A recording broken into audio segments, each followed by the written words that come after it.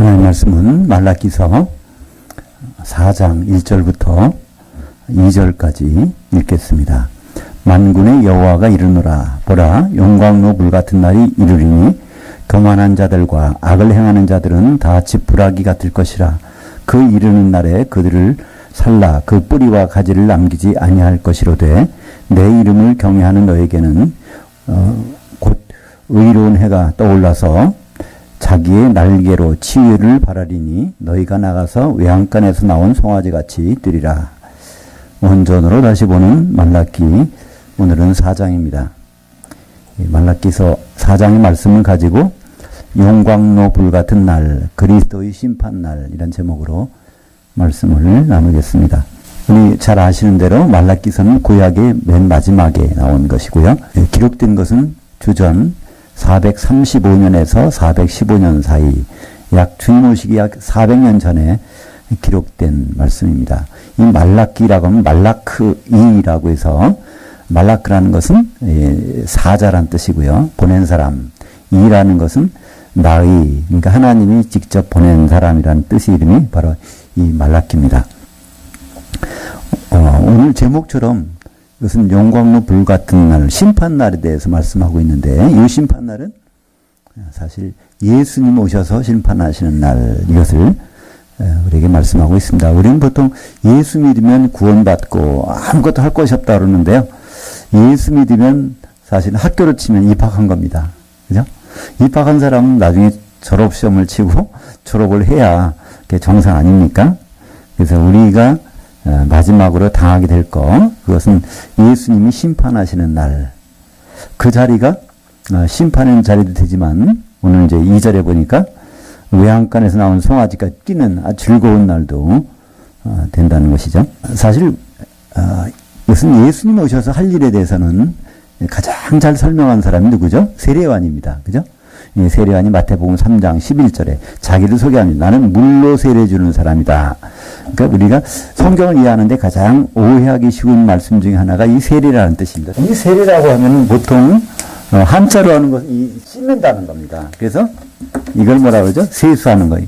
보통 이게 세수하는 거 아니죠. 이게 세수하는 거죠. 손을 씻는 거니까. 얼굴 씻는 건 뭐라 그래요? 세안. 그죠?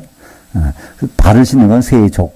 그래서 세자가 붙으면 씻어내니까 세례라고 하는 것은 죄를 씻어내는 작업이라고 생각합니다. 그래서 보통 세례 받았다, 나 죄 씻었다, 나 새 사람 됐다, 이런데 사실 가장 번역이 잘못된 겁니다. 이 세례라고 번역된 것은 잠긴다는 것입니다. 물로 세례 준다는 것은 물에 잠기게 하는 거고요.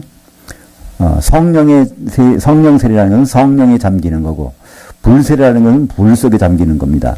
그래서 이 세례라는 것은, 잠기는 것은 세 가지가 있는데, 세례요한이 해준 것은 물에 잠기는 거. 그건 더 이상 지금 그건 없어진 거예요. 우리 기독교 역사상 아직까지도 가장 중요한 의식이 세례식 아닙니까? 교회에서 세례교인이라만이 정식 등록교인으로 이렇게 인정을 받게 되는데, 그건 사람이 전통이니까 할 수 없다고 봐요. 그러나 성경에 들어가고는 예수님이 그러셨잖아요. 사도행전 1장에서 요한은 물로 세례를 베풀었지만 너희는 몇 날이 못돼 성령으로 세례를 받으리라. 또 에베소서 4장 5절에 보면 바로 세례는 하나밖에 없다는 거예요. 그죠? 성령이 하나고 세례도 하나다. 그러니까 성령 세례 말고 다른 세례는 다 잊어버리라고 했는데도 여전히 초대교회부터 그러잖아요. 에베소서 19장 1절에 보면 에베소 교회, 그 교회에 가서 성도들한테 가서 바울이 그럽니다. 너희들이 믿을 때 세례를 받았느냐? 성령으로 세례를 받았느냐? 우리는 성령 알지도 못한다는 겁니다. 그러니까 초대교회부터 그런 일이 벌어져서 지금까지도 그렇게 벌어집니다. 그러니까 한국교회에서 가장 어려운 점은 이것이 씻을 세자로 번역했다는 거에서 그 문제가 생기는 것 같습니다. 그래서 보통은 침례교회에 대해서 뭐라고 그러죠? 세례가 아니라 침례라고 합니다. 성경책도 그분들이 쓰는 성경책은요, 침례로 다 되어 있어요. 세례란 단어가 없습니다.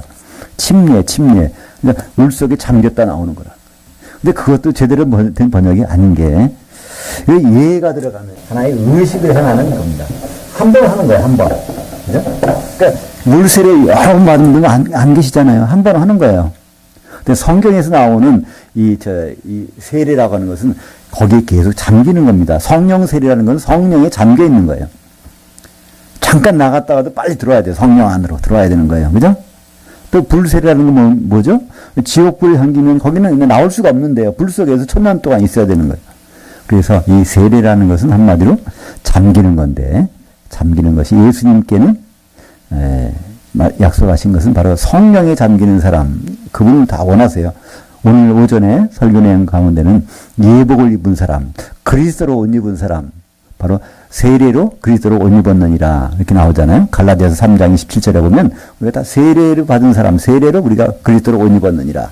그래서 성령이 잠긴 것이 그리스도의 옷을 입는 것인데 그렇지 않은 것이 갈라집니다. 그래서 마태복음 3장 11절과 12절에 보면 예수님을 설명하는 거예요. 예수님은 성령으로 잠기게 하시는 분 또는 나중에는 불로 잠기게 하는 분.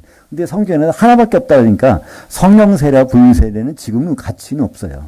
그죠? 예. 어떤 사람들은 그렇게 얘기합니다. 아, 성령에 불 받았다. 불 세례를 받으라 그러는데요. 그건 지옥 들어가는 얘기가 얼마나 끔찍한 얘기예요. 그죠? 아, 그건 잘못된 얘기입니다.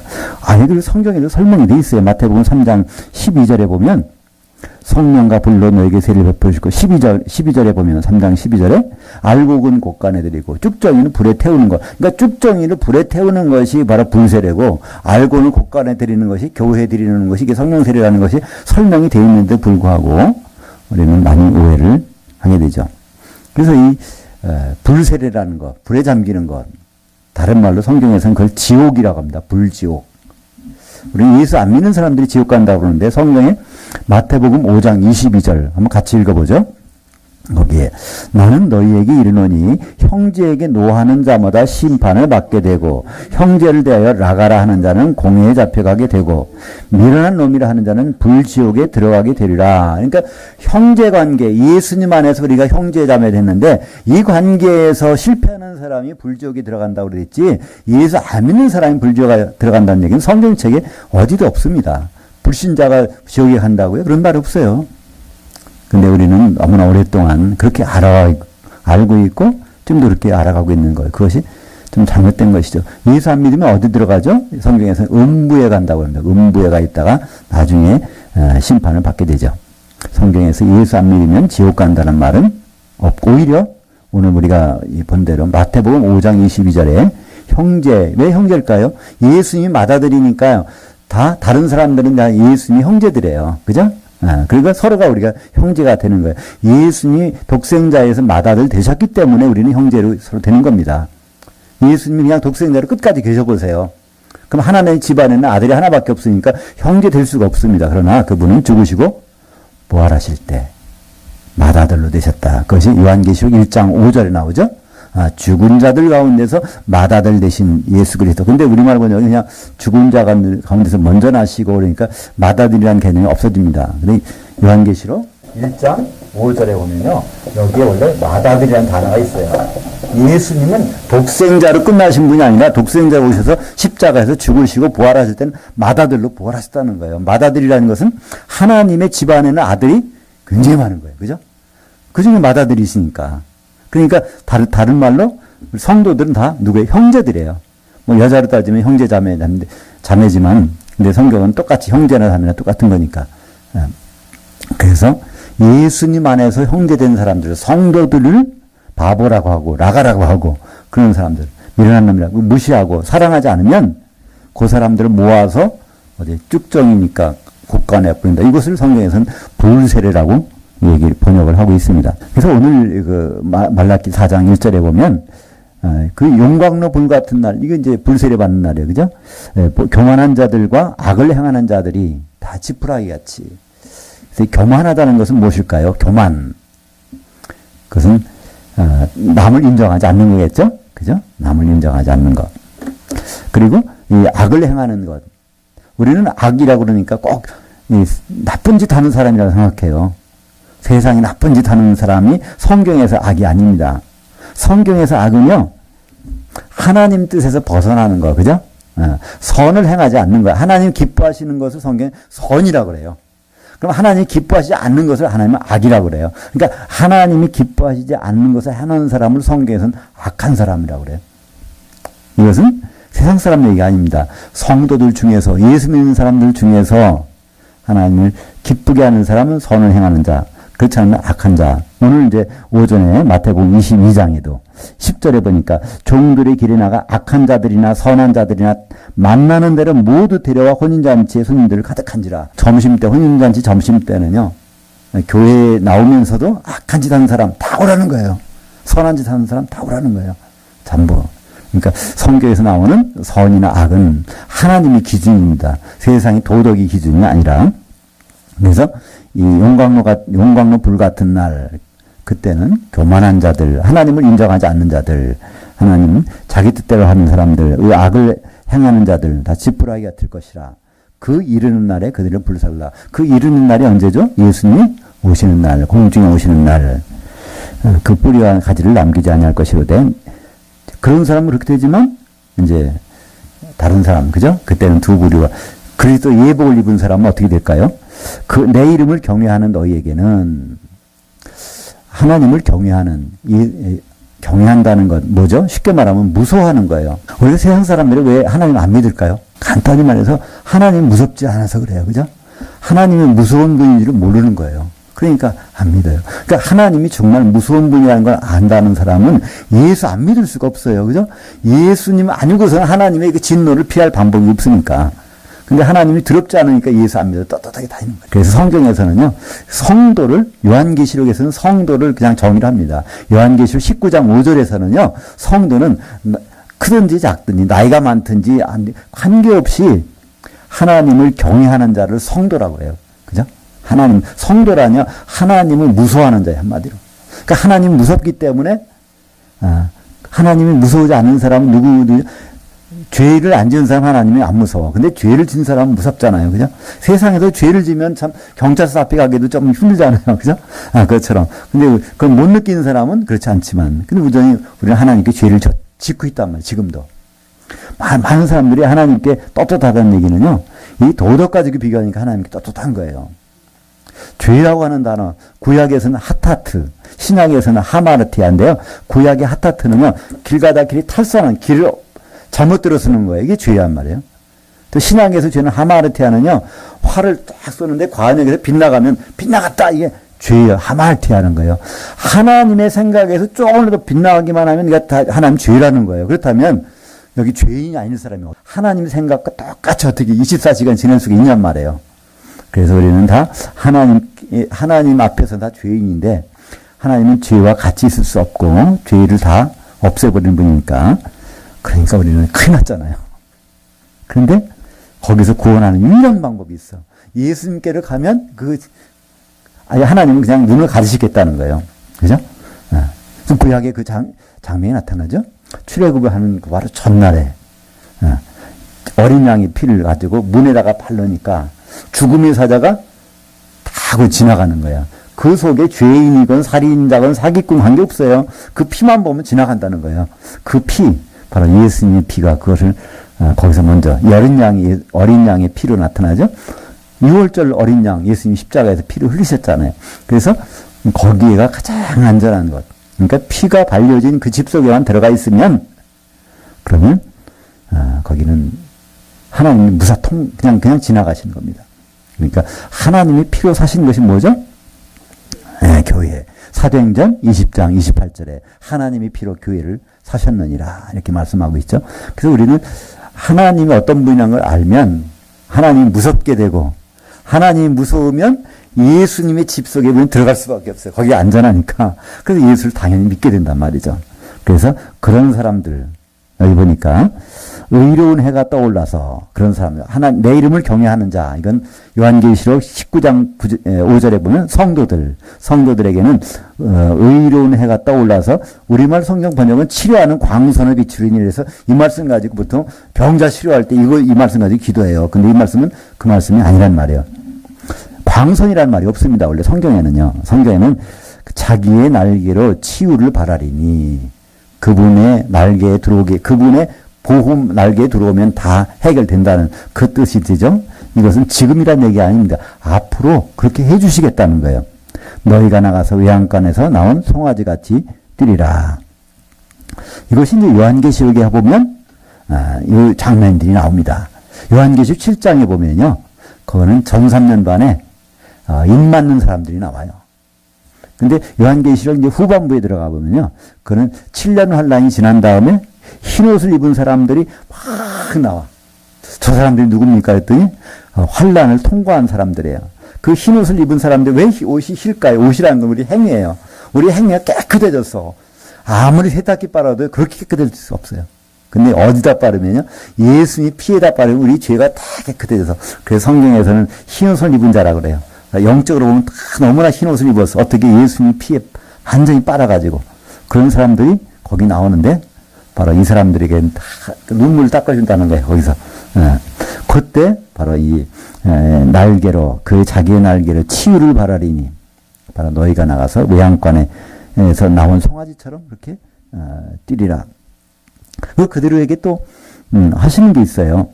요한계시록 7장 15절 볼까요? 그러므로 그들이 하나님의 보좌 앞에 있고 또 그의 성전에서 밤낮 하나님을 섬기며 보좌에 앉으시가 그들 위에 장막을 치시리니. 그래서 바로 흰 옷을 입은 사람들, 성도들, 이기는 자 위에 텐트를 친다는 거예요.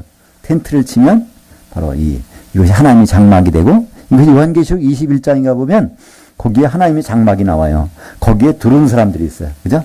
백보자 심판에서 불못을 면하고 들어오는 사람들이 그 장막에 들어오는 거예요. 우리 성도들은 장막에 들어오는 사람이 아니라 하나님의 장막을 이루는 사람들이에요. 우리 성도다 성전의 기둥처럼 돼가지고 거기에 텐트를 치시겠다는 거예요. 언제?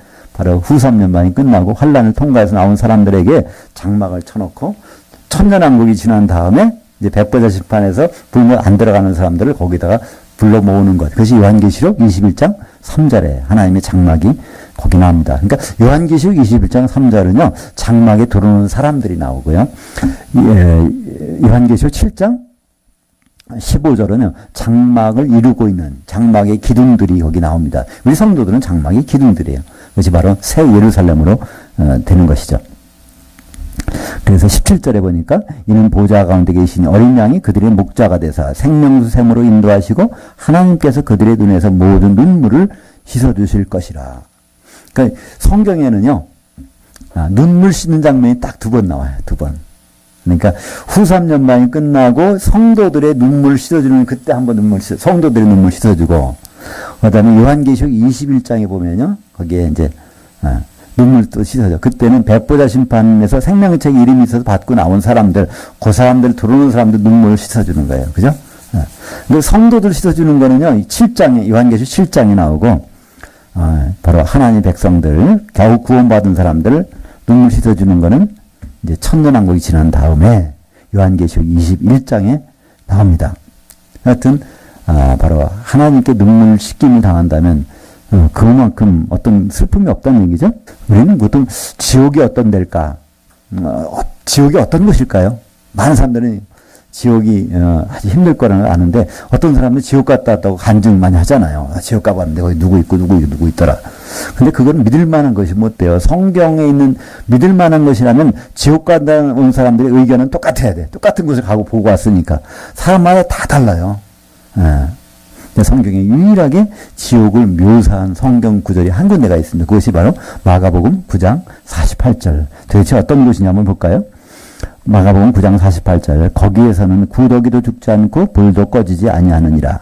사람마다 불러서 소금치듯 받으리라. 그러니까 이제 공중 혼인잔치 올라갔다가 점심때까지 괜찮았는데 저녁에 떨어지는 사람들, 그 사람들은 거기서 아주 그냥 불로 소금치듯 하고서 이렇게 그런 고통이 있다는 겁니다. 이건 남의 얘기가 아닙니다. 예수 믿는 사람 중에서, 그죠? 예복을 안 입은 사람, 그리스도의 옷을 안 입은 사람, 성령을 준비하지 않은 사람, 그 사람은 분명히 여기 간다고 성경이 기록되어 있는데 이 부분을 우리는 너무나 그냥 쉽게 지나가 버려요. 그죠? 누구나 다 그때는 그 자리에 섭니다. 주님 앞에 서요. 기름이 준비된 사람인지 안 된 사람인지 반드시 검사하게 돼 있어요. 물론 주님이 그거 하지만은 누가 한다고요? 성경 12사도가, 그죠? 마태복음 19장 28절에 보면 12사도가 이스라엘 12지파를 거기에서 다 심판한다고 되어 있습니다. 그래서 우리는 우리가 지금 신앙생활하는데 도대체 대부분 사람들은 나에 집중되어 있어요. 내가 어떻게 구원받을까? 내가 어떻게 주님 앞에 설까? 근데 주님 생각은 그게 아니라니까요. 주님의 온통 생각은 결혼 생각이에요. 예수님은 결혼하고 싶은다고 그래요. 근데 결혼할 상대자는 바로 교회란 말이에요. 한 사람이 아니란 말이에요. 그죠? 그러니까 이 교회가 어떤 교회, 어떤 모습, 우리는 거기에 관심을 가져야 되는데, 우리는 거기 관심보다는 나에 대한 관심 가지니까 이게 해결책이 안 나오는 거예요. 그죠? 어디 성경 어디 보세요. 개인의 구원에 대한 해결책 끝까지 나온 데가 없어요. 요한계시록도 사실은 개인에게 준 게 아니란 말이에요. 교회에게 주신 거예요. 그죠? 요한계시록 마지막 장 22장 16절에 보면 나 예수는 바로 내 천사를 보내서 교회들에게 이것을 다 얘기했느니라. 그래서 요한계시록은 교회가 수신자인데 사람들은 각자 개인적으로 보니까 이렇게 해석하고 저렇게 해석하다가 저 엉뚱한 데로 가버리는 그런 경우가 많단 말이죠. 왜 교회가 예수님의 모든 생각이 초점일까요? 결혼 당사자니까. 그러니까 예수님은요, 우리 각자에도 생각이 있으시지만요, 우리 각자보다는 교회에 관심이 있어요. 교회에 있다고 하면 그때는 우리 보시는 거예요.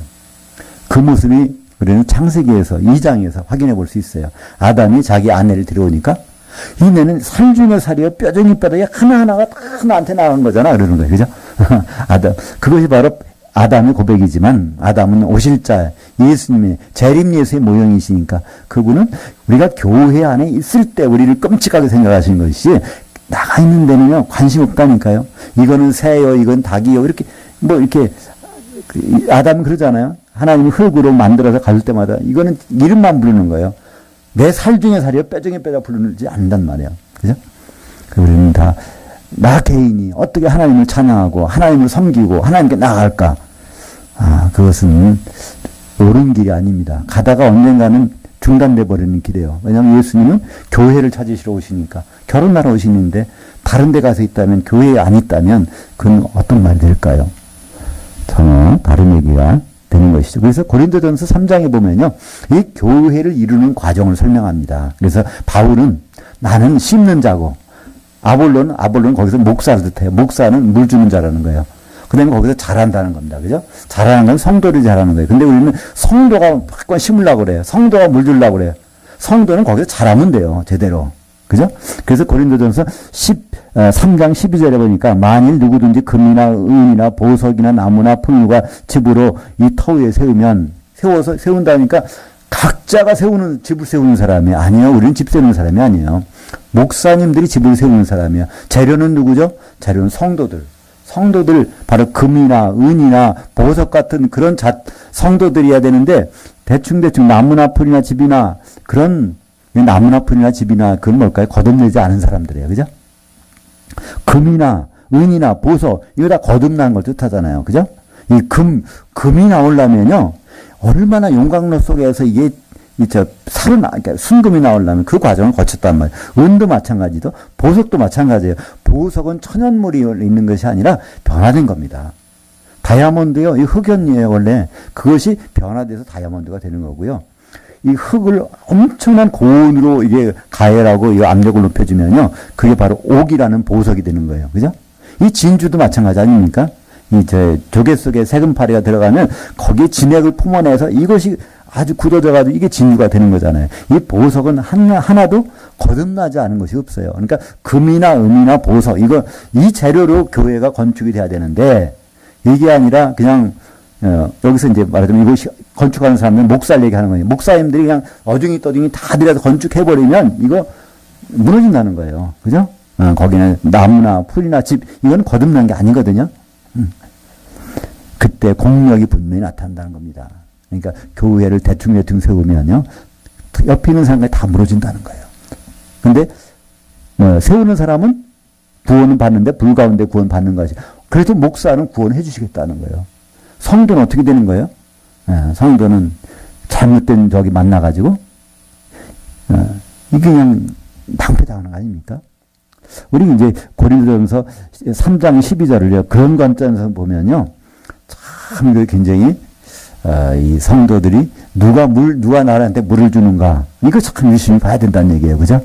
이게 많은 사람들은 이걸 내가 집 짓는다. 내가 금이나 은이나 보석이나 나무 풀집 같은 거는 좀 골라내고 내가 집을 지어야지 이 얘기가 아니란 말이에요.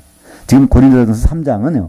아주 바울이 아볼로와 견주면서 사도 역할과 목사 역할을 가지고 교회 집 짓는 얘기를 설명하고 있는 겁니다. 그 가운데 성도들이 다 귀한 재료들이라는 거예요. 그래서 성도들은 여기서 금이나 은이나 보석, 이게 아주 하나님 바라시는 거듭난 사람들, 성도들이고요. 나무나 집이나 풀, 이거는 처리가 되지 않은 거예요. 천연 상태에 갖다 놓은 거예요. 이거는 안 된다는 거죠. 그래서 이 교회는 이 상태로 있는 것이 한번 반드시 불로 이제 태움이 일어납니다. 그때 타지 않는 것. 그것이 중요하겠죠. 오늘도 3절에 보니까 너희가 악인들을 밟을 것이니 그들이 내가 정한 날에 너희 발바닥 밑에 재와 같으리라. 만군의 여호와의 말이냐. 여기 너희라는 것은요, 외양간에 뜨는 너희. 바로 그 참 이스라엘 얘기하는 거예요. 성도들이 악인들을 밟는다는 거예요. 근데 그럼 악인들 발 밑에는 누가 있어요? 그 성도들 발 밑에는요, 악인들이 있다는 거예요. 이 악인들은 세상 안 믿는 사람이 아닙니다. 불신자들은요, 이때 나오지도 않아요. 불신자들은 그냥 음부에 계속 있는 거예요. 그죠? 여기서 밟고 있는 게 누굴까요? 그러니까 예수 믿기 믿었는데 기름 준비하는 사람들은 지금 불 섞인 유리바다 밑에 있잖아요. 그 위에 서 있는 사람이 있다는 거예요. 한번 볼까요? 요한계시록 15장 2절 한번 같이 읽어보죠.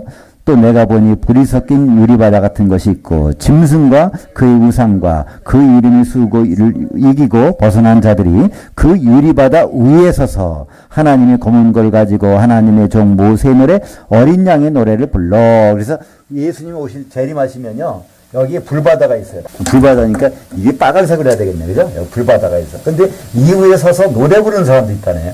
여기에 서 있다는 거예요. 그러면 서 있으면 여기 밟고 있는 사람들 있겠죠? 네, 밟고 있는 사람들. 그 사람들은 누군가? 그럼 불바다 밑에 던져지는 사람이 있을 거잖아요. 그거 한번 볼까요? 요한계시록 18장 21절. 이에 한 힘센 천사가 큰 맷돌 같은 돌을 들어 그 바다에 던져 이르되 큰 성 바벨론 이같이 비참하게 던져져 결코 다시 보이지 아니하리로다. 그러니까 바로 이 바닷속에 던져지는 큰 성 바벨론 음녀교회 성도들, 음녀교회 성도들은 바다에 여기 던져져 있는데 여기 있는 사람들은 환난을 통과한 힘을 입은 사람들, 바로 이기는 성도들이 여기에서 노래를 부르고 있다. 찬송가를 부르고 있다는 거예요. 이 장면이 바로 오늘 우리가 지금 말라기서 4장 3절 한번 같이 읽어볼까요? 너희가 악인들을 밟을 것이니 그들이 내가 정한 날에 너희 발바닥 밑에 재와 같으리라. 만군의 여호와의 말이니라. 그죠? 그러니까 우리는 요한계시록을 보면요, 얼마나 모든 것이 다 해답이 나왔는지 몰라요. 이 요한계시록을 우리가 보지 않고 말라기서 이걸 보면요, 이게 이해가 가겠습니까? 대체 무슨 말인지 몰라요. 그죠? 악인들을 받는다는 것인데, 악인들이 누구냐면 세상의 악인들이 아니니까. 그죠? 선악간에 모든 사람 불러놓고 악인들을 이제 던져버리는데 그 악인들을 밟고 있는 장면이 나온단 말이죠. 그래서 그 사람들 이제 위에서 노래 부르는 사람들이 하는 일을 볼까요? 요한계시록 20장 6절 같이 읽겠습니다. 이 첫째 부활에 참여한 자들은 복이 있고 거룩하도다. 둘째 사망이 그들을 다스리는 권세가 없고 도리어 그들이 하나님과 그리스도의 제사장들이 되어 1000년 동안 그리스도와 더불어 왕노릇하리라. 그러니까 여기서 모세의 노래, 어린 양의 노래를 부르는 사람들은요, 1000년 동안 여기서 일이 하게 된다는 거예요. 그 1000년 지난 다음에 나오는 일은 이제 요한계시록 20장 11절부터 14절, 5절까지 이제 계속 백보자 심판으로 나오게 됩니다. 그래서 우리는 성경을 잘 읽어봐야 된다는 거예요. 4절이 그거 아닙니까? 한번 4절을 같이 읽겠습니다. 너희는 내가 호렙에서 온 이스라엘을 위하여 내 종 모세에게 명령한 법, 곧 율례와 법도를 기억하라.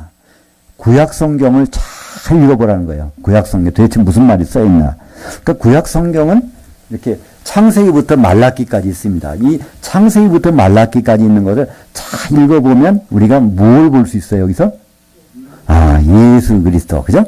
거기를 쭉 읽어보면 거기에 율례와 법도가 나와요. 그 율례와 법도는 다 누구를 설명하는 거예요? 예수 그리스도. 그분이 어떤 모습으로 오실까? 뭘 하실까? 우리가 어떤 거 있으면 누구한테 가서 해결을 받을 수 있을까? 다 그걸 그림으로, 진짜 말로 다 설명된 것들. 그것이 바로, 그래서 우리는 구약 성경이 너무나 귀한 겁니다. 구약 성경을 모르면요, 내가 왜 예수님 필요한지를 몰라요. 그죠? 하나님 해결책을 주셨는데 우리는 그걸 모른단 말이야. 요한복음 5장 39절. 하고 46절 같이 읽겠습니다. 너희가 성경에서 영생을 얻는 줄 생각하고 성경을 연구하거니와 이 성경이 곧 내게 대하여 증언하는 것이니라.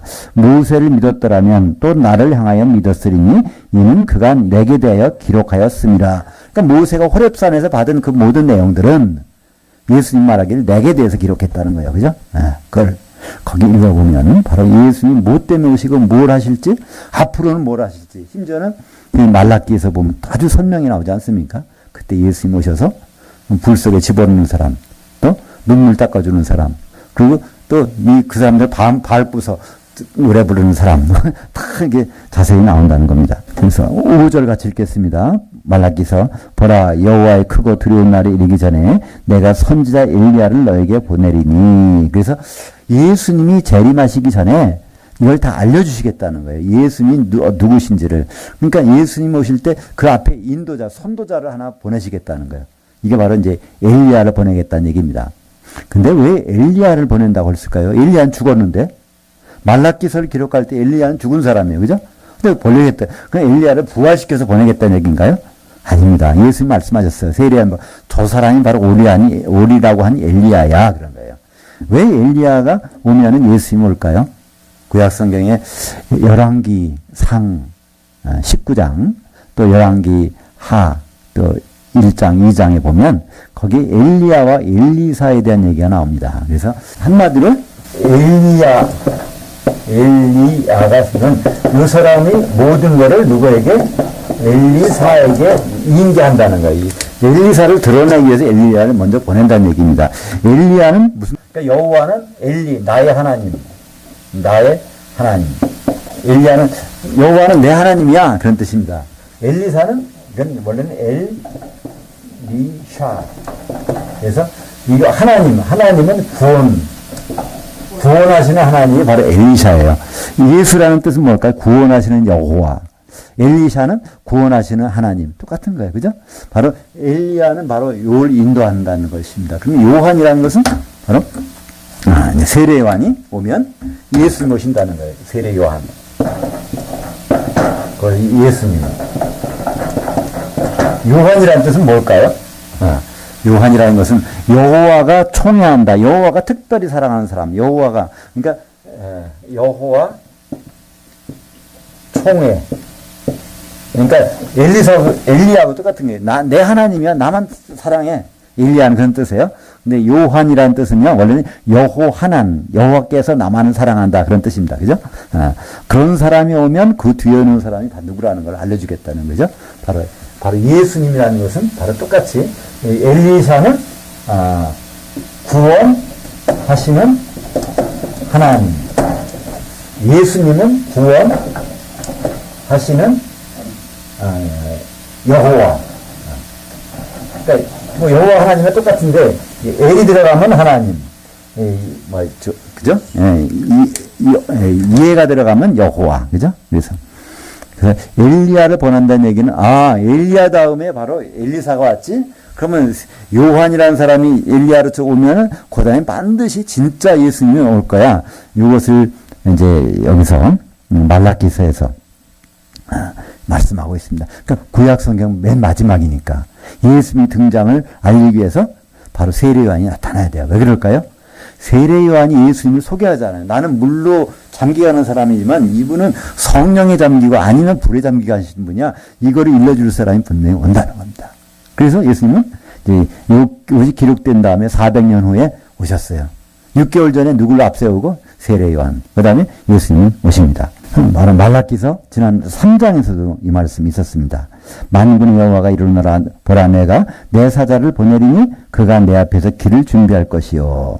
또 너희가 구하는 바 주가 갑자기 그의 성전에 임하시리니 곧 너희가 사모하는 바 언약의 사자가 임하실 것이라. 이 언약의 사자는 바로 예수님.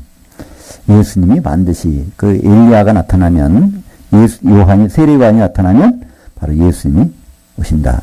그래서 마태복음 11장 13절에 보면요. 같이 읽겠습니다. 모든 선지자와 율법이 요한한 것은 요한까지니 만일 너희가 즐겨받을진대 오리라 한 엘리야가 곧 이 사람이니라 그러잖아요. 엘리야가 죽었다가 부활해서 오는 것이 아니라 이 세례 요한이 바로 여호와의 총애를 받은 사람이 바로 나를 일러주러 온 사람은 내가 누구라는 것을 이렇게 예수님이 직접 말씀하십니다. 그래서 모든 선지자 율법, 이게 구약 성경이에요. 그러니까 구약 성경은 세례 요한이 온다는 것을 일러주게 있는 거예요. 왜냐하면 세례 요한이 오면 예수님이 누구라는 걸 일러줄 테니까. 그래서 지금은 구약 성경 보는 관점을 우리는 다시 한번 정리를 해야 됩니다. 성경 이거 보면 영생 얻을 수 있어? 그럼 이 말씀 다 지키면 영원한 생명 얻겠네?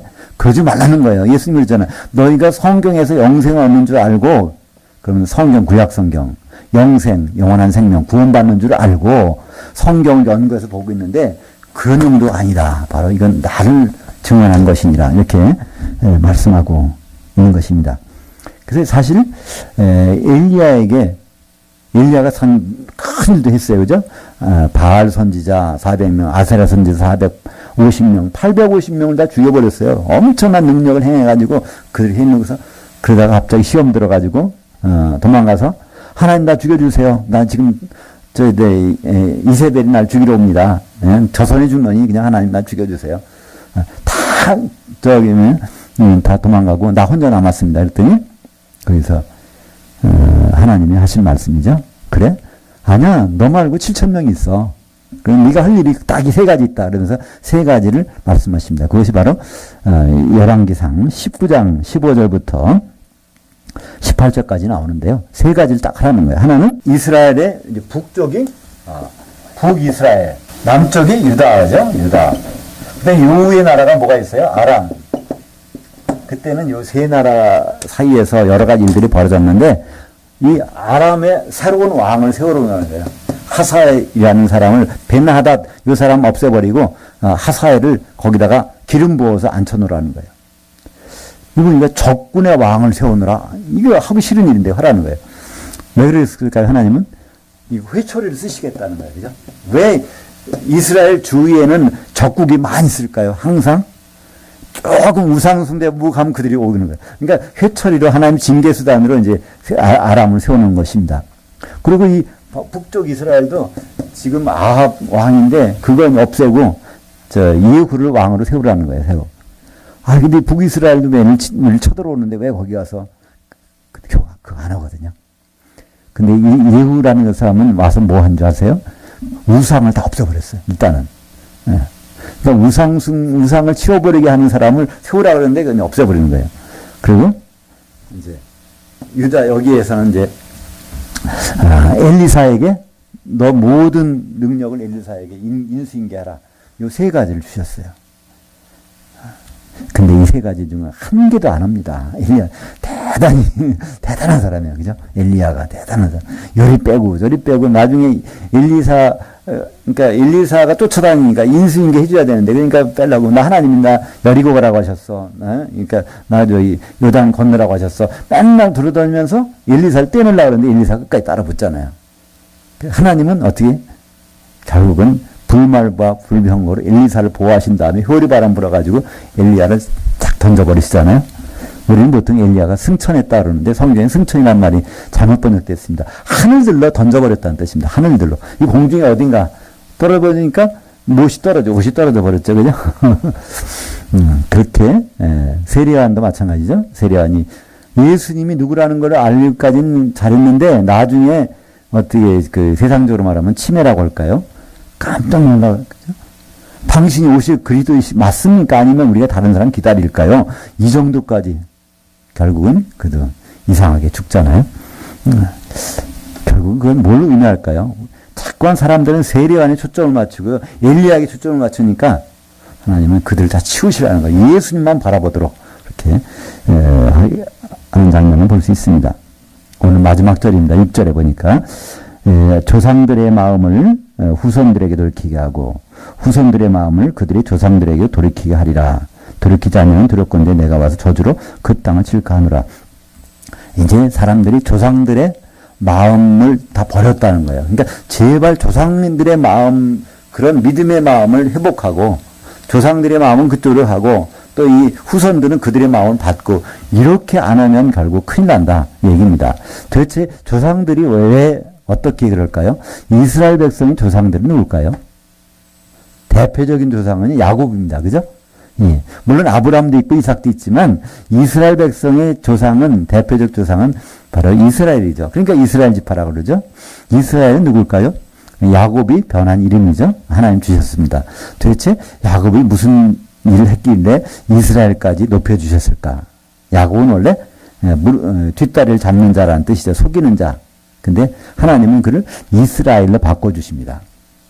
이스라엘이라는 뜻은요, 하나님, 그죠? 이스라, 그것은 바로 이기게 하셨다. 하나님이 이기게 하셨다. 그러니까 하나님이 가장 높여주셔서 큰 자로 만들어 주셨다는 뜻입니다. 하나님이 큰 자로 만들어 주셔서 세운 사람. 도대체 야곱이 뭘 했길래요? 야곱은 하나님의 뜻에 순종했죠?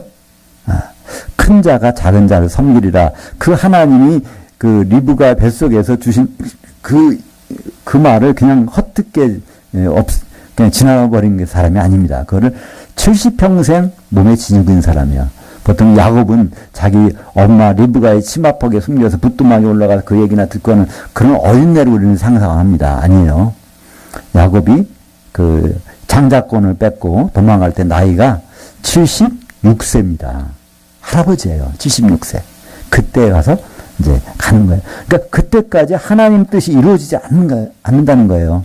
큰 자가 작은 자를 섬기리라는 그 뜻이 분명히 세워졌는데 그 이삭 리브가의 집안에 이 쌍둥이 안 돼서 그런 일이 벌어지지 않는다는 겁니다.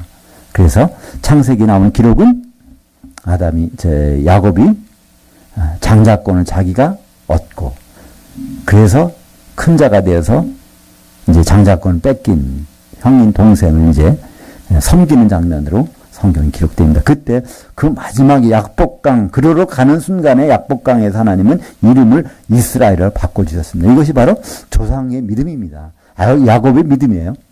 그 조상들의 믿음, 그 믿음의 후손들이 다 이제 없애버렸습니다. 그걸 회복하라는 거예요. 근데 그 일이 결국은 회복이 안 되죠. 안 돼서 다행히도 이제 복음은 이방인계로 돌아오게 됩니다. 그래서 말라기서 시작할 때 바로 이것부터 시작해요. 말라기서 전체는요, 사실은 이스라엘 백성들의 죄악, 또 덕을 좁혀 들어가면 레위인들, 제사장들이 제사를 제대로 안 진다는 거예요. 왜 제사장이 필요할까요? 제사라는 뜻은 원래 다리라는 뜻에서 왔습니다. 다리, 연결하는 거예요. 하나님과 인간을 연결시키는 그 중요한 직책을 맡은 제사장들이 그 역할을 제대로 안 하니까 하나님과 인간 관계가 이루어지지 않는다는 것이죠. 그때 바로 이것을 책망하시는 내용이 바로 말라기서 내용인데, 말라기서 1장 2절에 보니까 마지막 절에 1장 2절 같이 한번 읽어보겠습니다. 여호와께서 이르시되 내가 너희를 사랑하였노라 하나 너희는 이르기를 주께서 어떻게 우리를 사랑하셨나이까 하는도다. 나 여호와가 말하노라 예서는 야곱이 형이 아니냐 그러나 내가 야곱을 사랑하였고 예서는 미워하였다 이 말씀이 나옵니다. 그러니까 야곱을 왜 사랑했을까? 야곱이 무엇을 했길래? 야곱은 자기의 목숨을 형한테 죽는 걸 각오하고 장자권을 뺏어서 장자권 뺏을 때 소유가 탐나서 한 것이 아닙니다. 그때 소유물은요 땅을 주는 거거든요. 땅은 장자들에겐 2배를 줘요. 자기 형을 속이면 자기 죽을 거 뻔히 아는데 땅이 무슨 소용이 있겠습니까? 야곱은 자기 소유가 생각나서 장자권 얻은 것이 아니라 엄마 뱃속에서 들은 그것 때문에 그는 바로 장자권을 얻으려고 했고 그걸 가지고 하나님 뜻을 이루려고 했던 사람. 그래서 하나님은 야곱을 특별히 사랑할 수밖에 없다는 얘기예요. 그죠? 내 뜻을 그렇게 엄마 태속에서 들었던 그것을 그렇게까지 목숨까지 아끼지 않고 나를 그랬구나. 그래서 사랑했다는 얘기. 바로 이 야곱은 누구의 모형일까요? 예수님 모형입니다. 예수님은 하나님이신데 바로 종의 모습으로 오셔서 우리를 사랑하시잖아요. 큰 자가 작은 자를 섬기러 이제 오시는 바로 그 부분 구약에서 야곱으로 이스라엘로 나옵니다. 그러한 믿음이 지금 제사장들 통해서 이스라엘 백성들이 다 없어졌다는 얘기입니다. 말라기서 2장 15절 볼까요? 2장 5절 여호와가 세운 나의 언약은 나의 생명과 평강과 언약이라 내가 이것을 그에게 준 것은 그로 경외하게 하려 함이라. 그가 나를 경외하고 내 이름을 두려워하였으며 여기까지 보겠습니다. 그러니까 처음에 레위 제사장들 처음 시작할 때는 그들은 진짜 하나님과 인간 사이의 다리 역할을 해서 그걸 했다는 거예요. 그 제사장들이 나중에는 어떻게 되죠? 제사 지낼 때 백성들은 좋은 거 가져오는데 그거를 빼돌려가지고 자기가 싸게 헐값에 산 것들, 눈 먼 거, 다리 저는 거, 그것도 하나님 앞에 제사 지내놓고 이건 별거 안 드려도 되는데 하면서 이렇게 지냈다는 거예요. 얼마나 하나님을 무시했으면, 그것이 제사장들이 얼마나 변질됐으면. 우리가 지금 예배도 그렇잖아요. 정말 예배에 나서면서 우리가 두려운 마음 별로 없잖아요. 적당히 하다 즐기다가 하는 것처럼 생각하는 거예요. 그죠? 사실은 이 교회 안에 안전한 걸 안다면 괜찮아요. 그죠? 원래 예배라는 것은 뭐가 반드시 있어야 된다. 휘장이 있어야 돼. 그죠? 성막이나 성전에 반드시 휘장이 있는 곳에서만 하나님이 나타나죠. 그게 없으면 다 죽어버리니까. 근데 우리가 예배를 드리면서 하나님 만나는 건데, 그러니까 우리가 안 죽었다는 얘기는 뭘까요? 우리가 안전한 휘장 가운데서 안 죽은 것인데, 우리는 대부분 어떻게 생각해요? 하나님 안 오셨으니까 안 죽었네. 생각하니까 그게 무슨 예배겠어요. 사실은 사마리아에서 그리심 산에 올라가서 다 산당 예배 드렸는데 그들은 아무도 안 죽었어요. 왜 안 죽었을까요? 거기는 하나님이 안 나타나셨기 때문에. 예루살렘 성전에 가끔씩은 사람이 죽어요. 대제사장이 들어갔다 죽어서 나와요. 거기는 지성소에 하나님이 나타나셨기 때문에. 그죠? 예배를 잘 드려서 지성으로 드려서 사마리아의 그리심산에서 안 죽은 것이 아니라 하나님이 거기는 안 나타나시기 때문에, 나타나면 그들이 죽어버리니까. 우리 예배라는 건 그렇습니다. 하나님을 만나면 엄청난 위험이 있는 거예요. 잘못하면 큰일 나.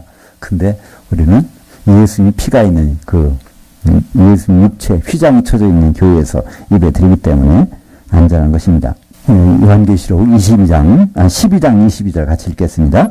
그러므로 하늘들과 그 가운데 장막 치는 자들은 즐거워하라. 그러나 땅과 바다는 화했을진저 이는 마귀가 자기 때가 얼마 남지 않은 줄 알므로 크게 분노해 너에게 내려왔음이더라 하더라.